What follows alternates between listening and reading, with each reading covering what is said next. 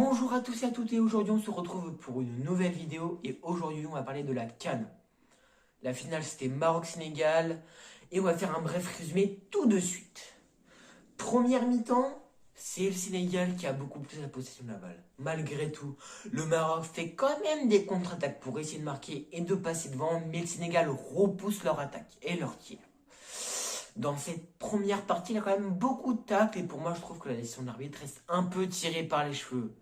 Deuxième mi-temps, c'est le Maroc qui se réveille. C'est eux qui ont beaucoup plus la possession de la balle. Ils font quand même des contre-attaques, mais un peu moins que celles d'avant. Et là, un corner pour le Maroc. Un des joueurs marocains, sans faire exprès, se colle la tête contre la tête d'un joueur sénégalais. Voilà.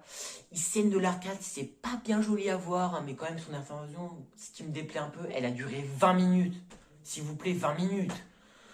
Jamais dans le foot j'ai vu Jamais dans le foot j'ai vu ça, quoi. Enfin, j'aurais été les infirmiers, j'aurais soigné le joueur à l'extérieur du terrain. Comme ça, on aurait pu continuer le match. Vraiment.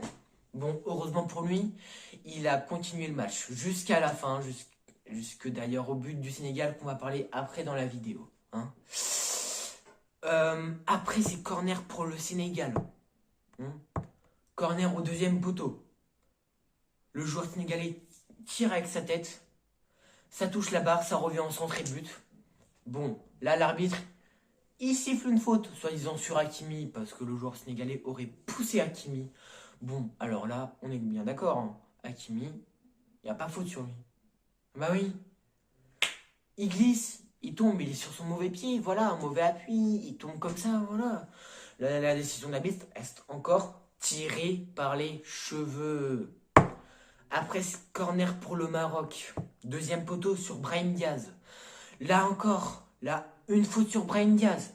Mais comme je l'ai répété pour Hakimi, Brahim Diaz était sur son mauvais appui.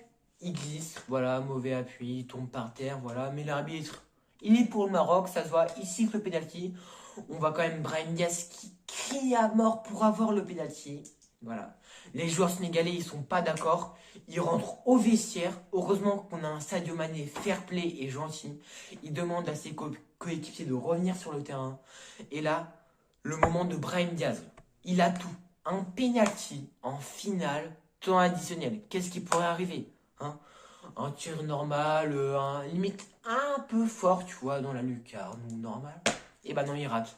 Il fait une Pamenka. Et malheureusement, ça arrive dans beaucoup de compétitions sportives, dans beaucoup d'athlètes professionnels. C'est la peur de gagner. Ah oui, je sais.